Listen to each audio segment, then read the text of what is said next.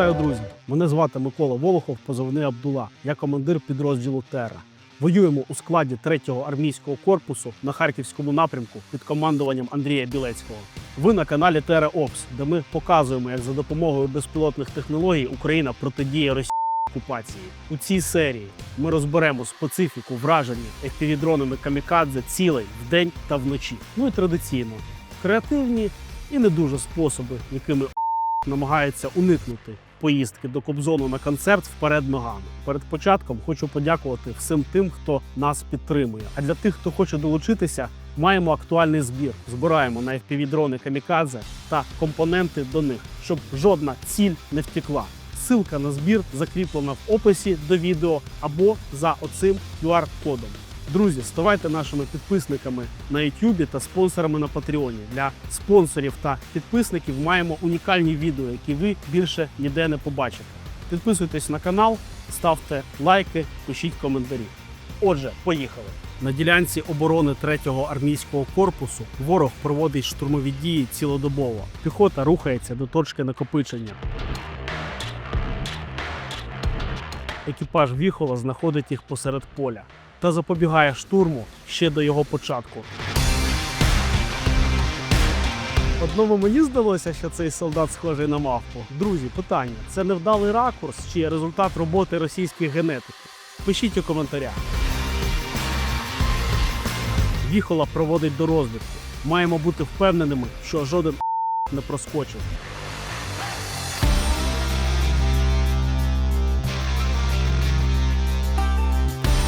Повернемось до теми відео. Однією з найбільших переваг роботи вдень для FPV є відносно легке орієнтування на місцевості. Чітко видно всі орієнтири, легко прив'язатися до місцевості, що дає змогу оператору швидко долітати до зони ураження цілей, особливо на великих дистанціях. Але й ворожа піхота отримує цю перевагу. Їхня ставка – швидке подолання відкритих ділянок. Проти цієї швидкості ми протидіємо щільністю та скоординованістю стіни дронів. Екіпаж Ратата виважено підлітає. Іван переходить у рукопаш та перемагає FPV ціною власного життя. Ще один нестандартний спосіб використання армійського спорядження. Подейкують, що бронежилет краще працює, якщо його вдягти на себе. Дорозвідка підтверджує, у кожного в цьому житті свій шлях і свій відповідний фінал.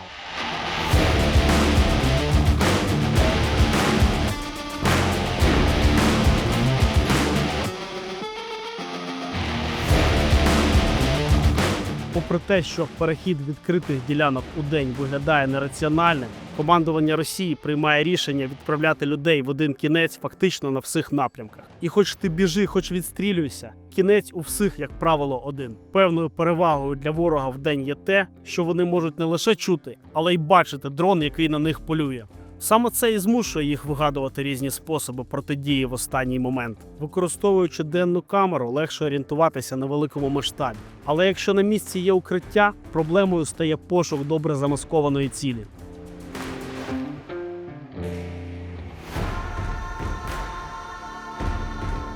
На практиці допомагають виваженість, досвід роботи з типом місцевості та взаємодія з операторами розвідувальних дронів.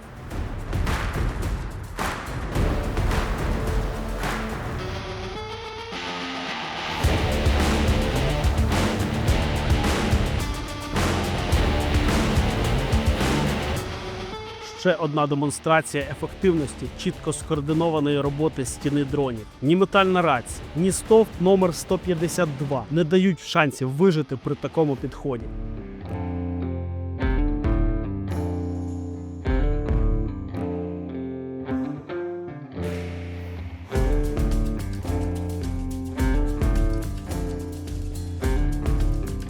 Це відео демонструє переваги денної роботи всередині посадки. Чітко видно всі перешкоди. А картинка денної камери з високим FPS дозволяє оператору якісно приймати рішення, навіть під час роботи ворожого репу.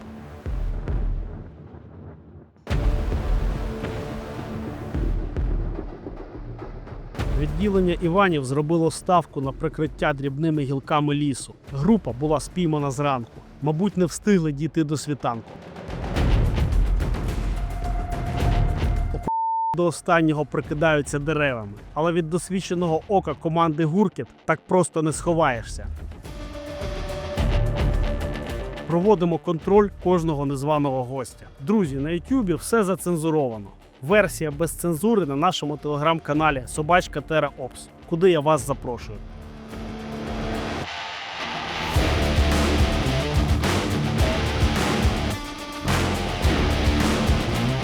Ще одна демонстрація того, якою проблемою можуть бути дрібні гілки навіть удень. Івану, здається, забули сказати, що FPV вибухає, а не працює як камінь. Дорозвідка підтверджує ураження та демонструє, як виглядає і працює камуфляжна накидка вдень. Це ураження було б неможливо якісно провести вночі. Пілот команди «Ратата» знайшов єдину шпарину, через яку було можливо залетіти.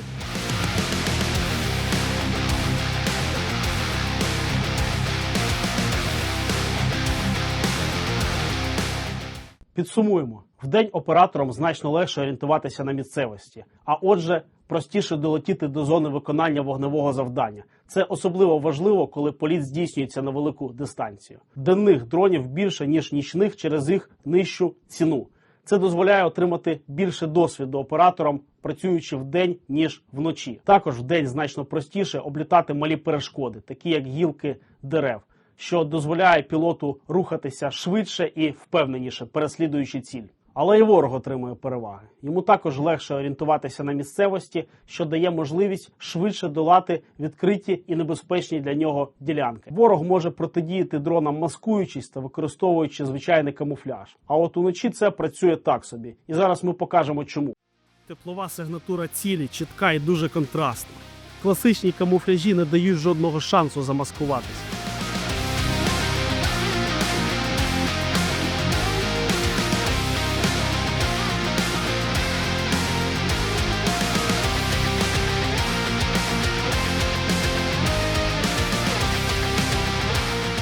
Ворог чує дрон, але не бачить його. Тікає навмання, безрезультатно вдивляється в темряву, намагаючись прицілитися. Це дає змогу пілоту не поспішати. Ризик бути збитим із неспеціалізованої зброї мінімальний.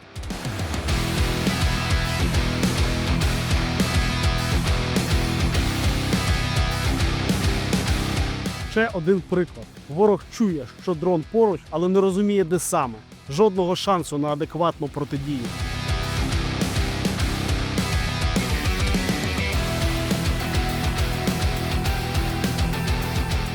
Чергове підтвердження сказаного. Чітка сигнатура цілі та запізніла реакція в останній момент. Головою прямо об FPV. Уночі цілі видно чудово, але місцевість розрізняти значно складніше. Особливо важко зорієнтуватися після втрати й подальшого відновлення картинки. Складно знаходити дрібні орієнтири для позиціонування FPV.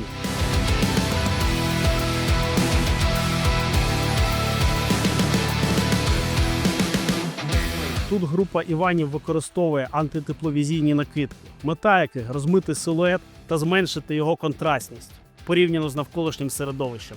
Це не робить їх невидимками, але помічати їх на середній дистанції стає значно складніше, що, безумовно, підвищує їхні шанси на виживання. Цього разу фортуна не на їхньому боці. Екіпаж «Ратата» знаходить непрошених гостей. Плащі більше не допоможуть. А зараз, друзі, унікальні кадри використання ворогом секретної технології персонального ракетного прискорювача. Полум'я виривається у Івана з 5-ї точки, надаючи йому мотивації бігти та жаги до боротьби. Але пальне швидко закінчується і дрон наносить ураження. Наостанок, спробуйте уявити, наскільки цьому пану остогидло все те, чим він займається. У його погляді філософське усвідомлення того, що не треба було підписувати контракт.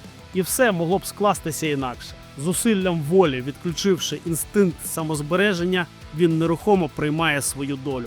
Друзі, сподіваюся, вам було цікаво і ви з інтересом додивилися до кінця. Ще раз дякую всім тим, хто нас підтримує. Нагадую про збір, посилання на який ви можете знайти в описі до відео або за оцим QR-кодом. Ставайте нашими патронами на Патреоні, ставайте нашими спонсорами на YouTube. Ваша підтримка для нас дуже важлива. Також підписуйтесь на наш телеграм-канал @TerraOps. Там всі відео виходять без цензури. Підписуйтесь на цей YouTube канал, ставте лайки, пишіть коментарі. У будь-який спосіб для нас це дуже велика підтримка. Ще раз дякую всім за увагу. Разом ми обов'язково переможемо. Слава Україні!